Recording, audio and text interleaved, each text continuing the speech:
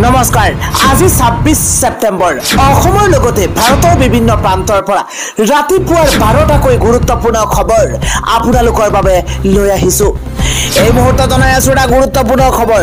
মুখ্যমন্ত্ৰী ডক্টৰ হিমন্ত বিশ্ব শৰ্মাই তৃতীয় আৰু ষষ্ঠ শ্ৰেণীৰ পাঠ্যক্ৰমত চৰিত্ৰ পাঠ নামৰ কিতাপখন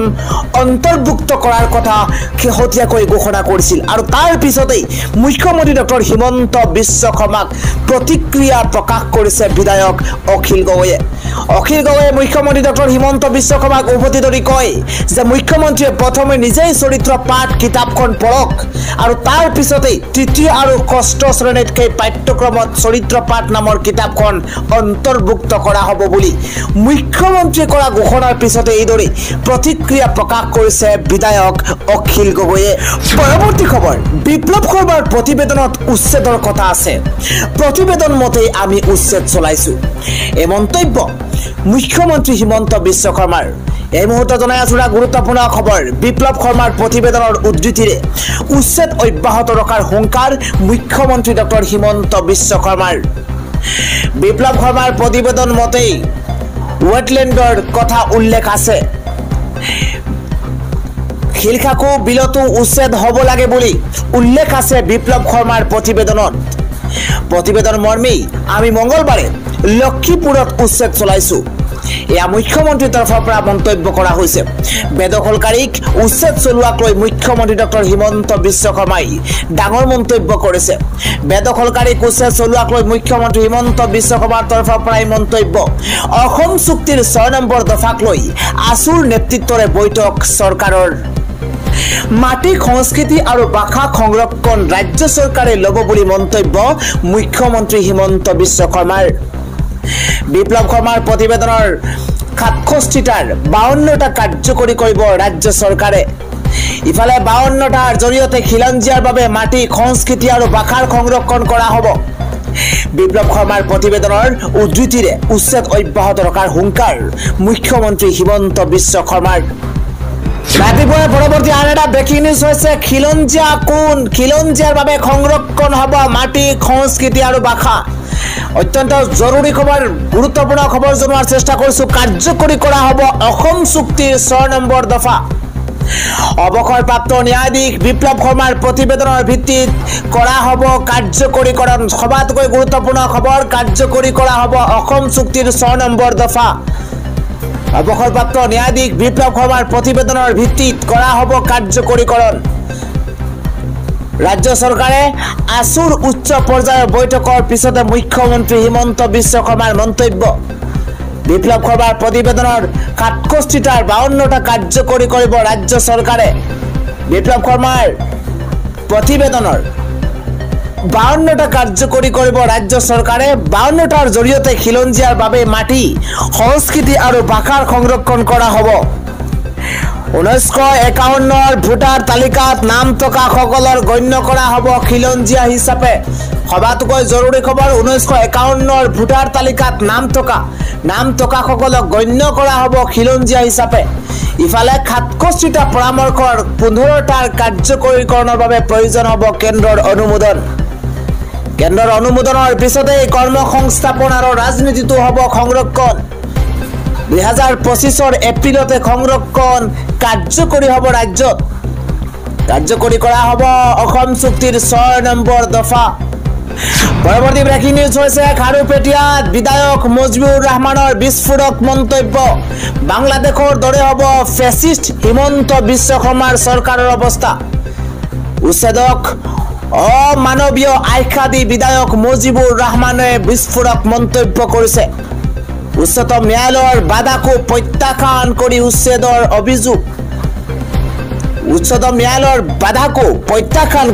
উচ্ছেদৰ অভিযোগ উত্থাপন হৈছে উচ্চ ন্যায়ালয়ৰ নিৰ্দেশত ম্যাদী পট্টা থকা পৰিয়ালক উচ্ছেদত আছিল বাধা দেশৰ সংবিধান আইন কানুন নমনা বুলি কৈ চৰকাৰক ফেসিষ্ট আখ্যা চৰকাৰৰ অসাংবিধানিক কামৰ বিৰুদ্ধে উচ্চতম ন্যায়ালয়ৰ দ্বাৰস্থ হ'ব আজমল খাৰুপেটিয়াত বিধায়ক মুজিবুৰ ৰহমানে এই বিস্ফোৰক মন্তব্য কৰিছে আজি ৰাতিপুৱাৰ পৰৱৰ্তী আন এটা গুৰুত্বপূৰ্ণ খবৰ হৈছে অহা 29 সেপ্টেম্বৰত এডিআৰই পৰীক্ষাৰ্থীলৈ কেইবাটাও নতুন নিৰ্দেশনা আহি পৰিছে অত্যন্ত জৰুৰি খবৰ 29 তাৰিখত হবলগীয়া এডিআৰই পৰীক্ষাক লৈ কেইবাটাও নতুন নিৰ্দেশনা আহিছে এবাৰ পৰীক্ষা কেন্দ্ৰলৈ নিব পাৰিব কোনো লেভেল নথকা ট্ৰান্সপাৰেন্ট পানিৰ বোতল মুঠতে পানি দেখা পোৱা কোনো লেভেল নথকা পানিৰ বোতল আপুনি পৰীক্ষা গৃহত প্ৰবেশ কৰিবলৈ দিয়া হ'ব এবাৰ পৰীক্ষাৰ্থীয়ে লগত লৈ যাব পাৰিব কুৱেশ্যন বুকলেট পরীক্ষার শেষত পরীক্ষকে প্রশ্ন কাকত তুলি দিব পরীক্ষার্থীর হাতত পূর্বতে সেই ব্যবস্থা নাছিলে যে 15 তারিখত যে পরীক্ষা হয়েছিল সেই তারিখত কোনো ধরনের প্রশ্ন কাকত ঘরলৈ দিবলৈ দিয়া হোৱা নাছিল কিন্তু এতিয়া অৱশেষত সেই ভাল খবৰটো আহিছে কিয়নো 29 তাৰিখত যিসকলে পৰীক্ষা দিব সেইসকল পৰীক্ষাৰ শেষত পৰীক্ষকে প্ৰশ্ন কাকত তুলি দিব পৰীক্ষাৰ্থীৰ হাতত পৰীক্ষাৰ শেষত পৰীক্ষকে প্ৰশ্ন কাকত তুলি দিব ইফালে পৰীক্ষাৰ্থীসকলক হাফ স্লেবৰ খাস পোছাক পৰিধান কৰাৰ পৰামৰ্শ জোতাৰ পৰিৱৰ্তে স্যান্ডেল পৰিধান কৰিবলৈ আহ্বান পৰীক্ষাৰ্থীসকলক অত্যন্ত জৰুৰী খবৰ